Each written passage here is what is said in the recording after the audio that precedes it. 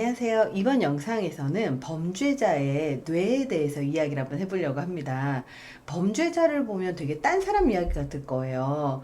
뭐 지인의 딸을 살인하기도 하고 어린아이를 강간하기도 하고 연쇄살인을 하기도 하고 과연 어떤 사람들이 그런 범죄를 저지르는지 되게 궁금하실 건데요. 이런 범죄자의 뇌가 신경해부학적인 차이가 일반인하고 좀 차이가 난다라는 것이 발견이 됐거든요. 즉 뇌가 다르다. 살인 범죄자들은 과연 일반인과 다른 신체적인 그리고 뇌의 특징을 가지고 있을까? 이에 해답을 줄 만한 연구가 나왔거든요. 미국의 뉴멕시코 대학교 애슐리 세저스 터너 교수 연구진이 살인으로 유죄 판결을 받은 사람 수백 명의 뇌를 스캔해서 분석을 해본 결과 뇌의 신경해부학적인 구조가 차이가 발견됐다는 거예요. 다른 폭력 범죄자들의 뇌도 함께 스캔을 했는데요. 다른 폭력 범죄자의 뇌에서는 발견할 수 없는 이 살인자만의 뇌의 특징이 있었다는 거예요.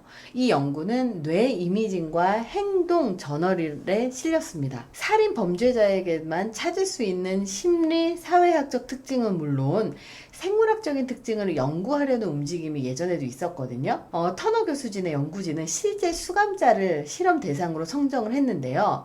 총 808명의 성인 남성 수감자를 실험 대상자로 모집을 했습니다. 이들은 각각 살인사건의 범죄자 203명, 살인을 하지 않은 폭력 범죄자 475명, 폭력과 무관한 범죄자 130명으로 구성이 돼서 뇌를 스캔을 한 거죠. 정신병적인 장애가 있거나 외상성 뇌 손상으로 2시간 이상 의식을 잃었던 경험이 있는 사람은 실험에서 제외가 됐습니다. 즉, 이 범죄를 저지르기 이전에 뇌가 손상된 경험이 있는가는 뺐다라는 거예요. 그렇기 때문에 훨씬 더 뇌의 차이를 빨리 볼 수가 있었던 거죠. 또 살인을 했다고 하더라도 자동차 사고라든지 이런 과실치사, 즉 일부러 살인의 의도를 갖고 있지 않았는데 실수로 살인이 된 경우는 뺐다는 거예요. 자기가 직접 살인을 하려고 생각을 하고 직접적으로 자기가 죽이고 이런 살인 범죄자들로만 선정을 한 거죠. 연구진은 실험 참가자의 뇌를 자기 공명 영상 MRI 장치로 스캔을 해서 비교를 했습니다. 연구 결과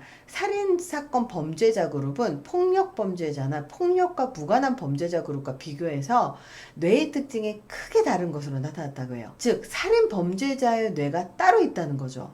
어떤 차이가 있었느냐?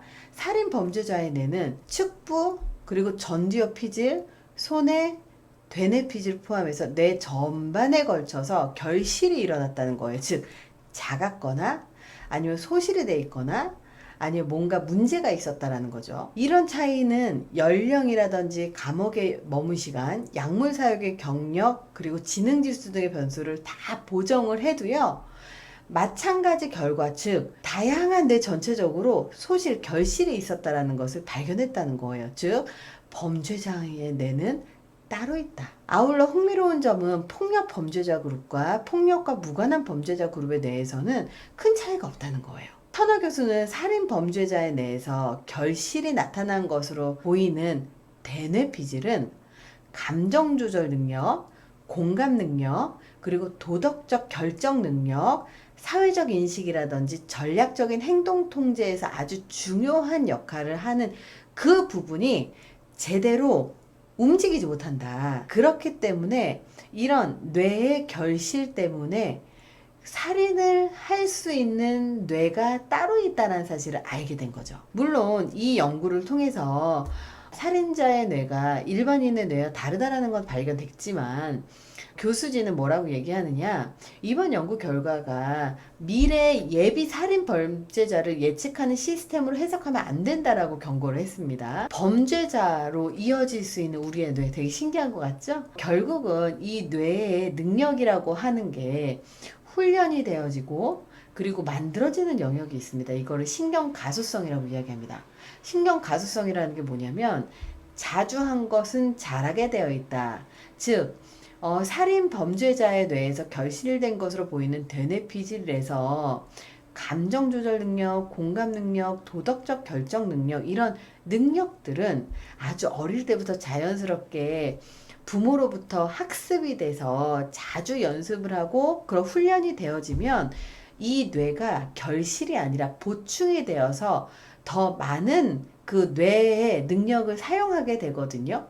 그 얘기는 뭐냐면 선천적으로 뇌가 문제가 있어서 범죄자가 될 수 있기도 하지만 선천적으로 문제가 있어서 뇌가 결실이 되어 있다고 하더라도 충분히 환경적으로 부모의 도덕적인 능력, 감정 조절 능력, 그리고 공감 능력이 부모로부터 학습이 되고 배워지고 훈련이 되어진다면 사회생활 하면서 충분히 범죄자가 아닌 사람으로 자라날 수 있다는 것을 기억하셨으면 좋겠습니다. 이번 영상이 도움이 되셨길 바랍니다. 감사합니다.